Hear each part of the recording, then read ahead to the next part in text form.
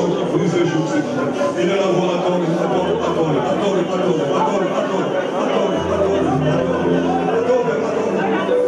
Oh, j'ai besoin de toi, Seigneur. Tellement besoin de toi, Seigneur.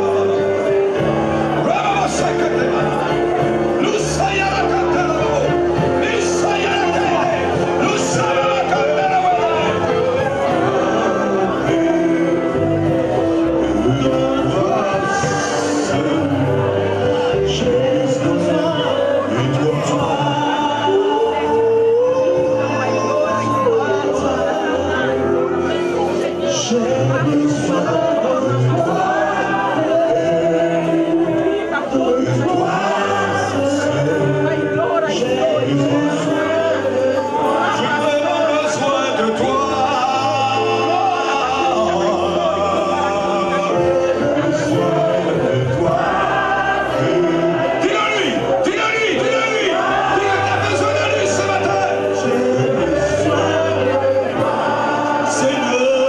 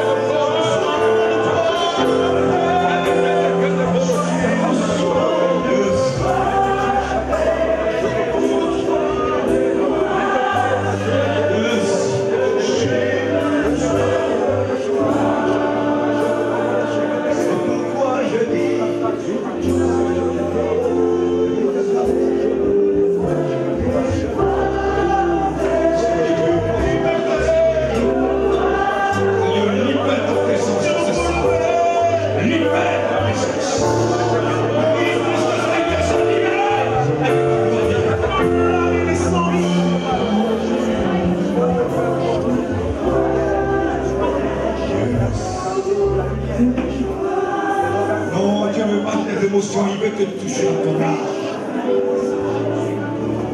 Yes. Tu es l'alpha.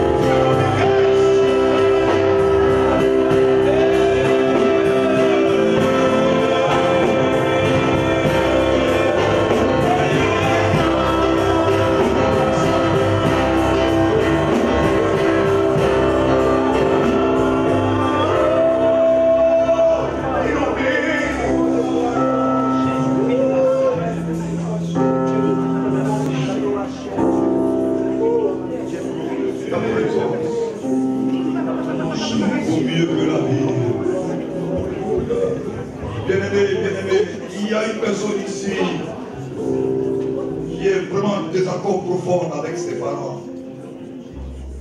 Vraiment en désaccord profond avec ses parents. Le Seigneur ce matin voudrait te dire que tant que la situation va perdurer, tu bloques tes bénédictions. Tu bloques tes bénédictions. Ce problème-là dure depuis longtemps. Ça ne croit pas véritablement toi et puis les parents. Depuis que le culte a commencé, cette pensée est dans mon cœur.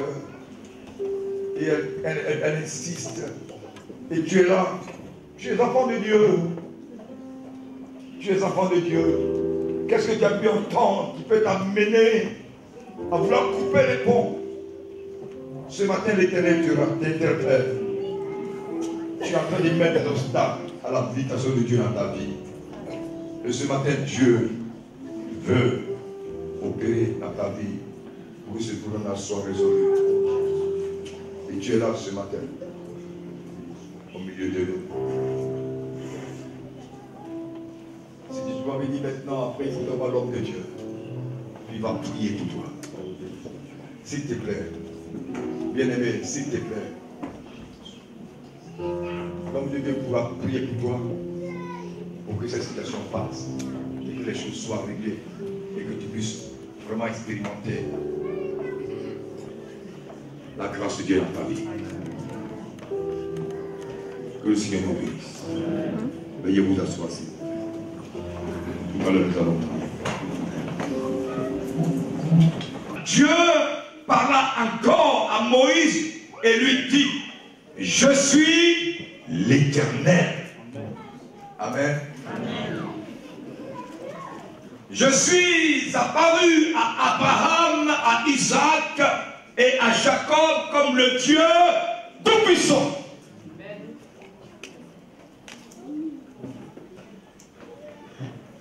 Mais sous mon nom, l'Éternel, je n'ai pas été reconnu par eux. Alléluia.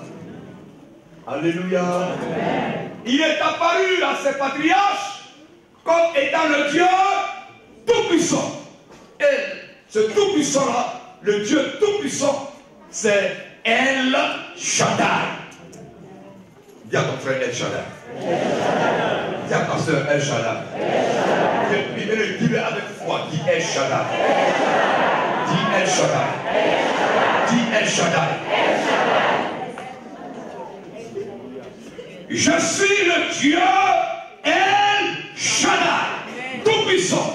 Quand je lui dis il faut que je m'occupe des œuvres de mon Père, il avait de parler de El Shaddai, le Dieu Tout-Puissant.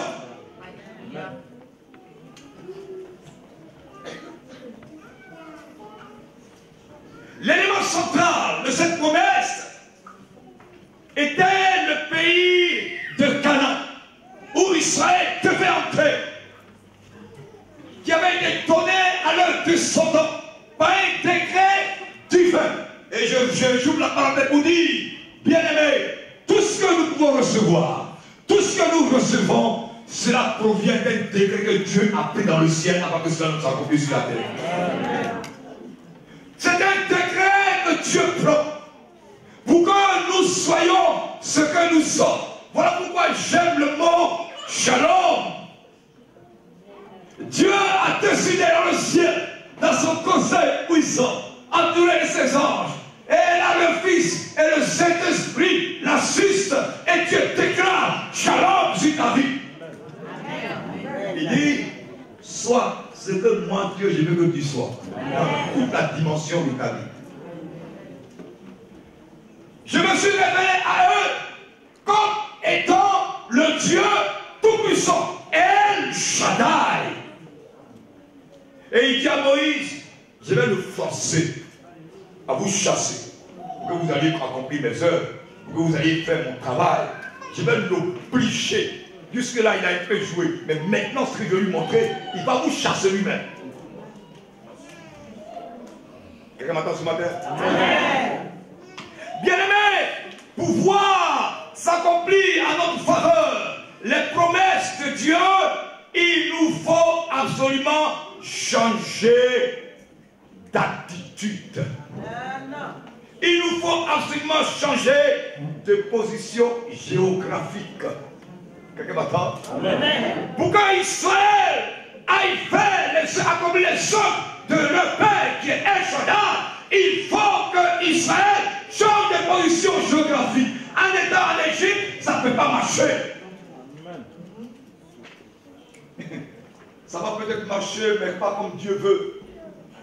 Quelqu'un m'entend? Donc il faut un changement d'attitude, un changement de position, donc un repositionneur.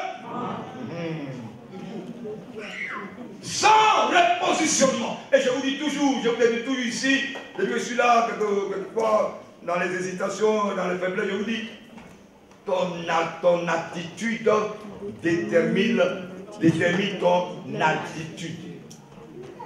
Ton attitude, là, ça détermine la hauteur où tu dois être. Si tu joues comme avec les enfants, tu seras considéré comme un enfant. Tu vois donc? Si tu as une attitude, on dit pas une attitude là. Votre français est trop difficile. Si tu as une attitude d'enfant, tu seras comme un enfant. Si tu as une attitude d'adolescent, tu es grand dans l'église, on te prend comme un adolescent. Voilà, si tu as une attitude bizarre, on te prend comme bizarre. Amen. Amen. Amen. Amen. Si tu es une femme mariée, que tu te comportes comme une jeune fille, on te prend comme ça. La main dont tu te vas, c'est comme ça, ta chèque. Alléluia. Amen. Ton attitude détermine ton attitude. Dieu parle à Israël par la bouche de son serviteur Moïse. Parce que Dieu ne parle pas par les anges pour parler aux hommes. Même quand l'ange vient, il prend l'attitude d'un homme. Quelqu'un m'entend? Amen. C'est à toi de savoir si c'est un ange. Parce qu'il a giflé. Donc il faut avoir les yeux spirituels pour voir. Quand Dieu, l'ange de l'Éternel est venu parler à Abraham, il n'est pas venu comme Dieu. Hein. Il n'est pas venu comme Dieu. Et puis il n'a pas dit à Abraham, tu dois savoir qui je suis. C'est à Abraham de savoir qui est en train de lui parler. Bien aimé, Dieu se présente. C'est à toi de savoir si c'est Dieu qui ne te parle ou pas. Dieu ne révèle pas les choses qui sont déjà révélées. On parle de révélation qu'on ne connaît pas. Quelqu'un m'entend? Et ce matin, El Shaddai, il dit que tu dois changer de position. Tu dois changer de position géographique et améliorer ton attitude pour que tu puisses entrer dans les promesses de Dieu. Et accomplir, on ne peut pas faire l'œuvre de notre Père si notre attitude ne change pas. Tu ne peux pas, bien aimé. Si tu es encore en Égypte, tu ne pourras rien faire. Parce que Dieu veut gouverner lui seul. Il ne veut pas partager son gouvernement avec quelqu'un d'autre. Tant que tu es sous le joug de Pharaon, Dieu ne fera rien. C'est-à-dire qu'il va se débrouiller pour dire, bon, mon fils, il faut quitter là-bas, il faut venir chez moi. Mais tu es libre, hein?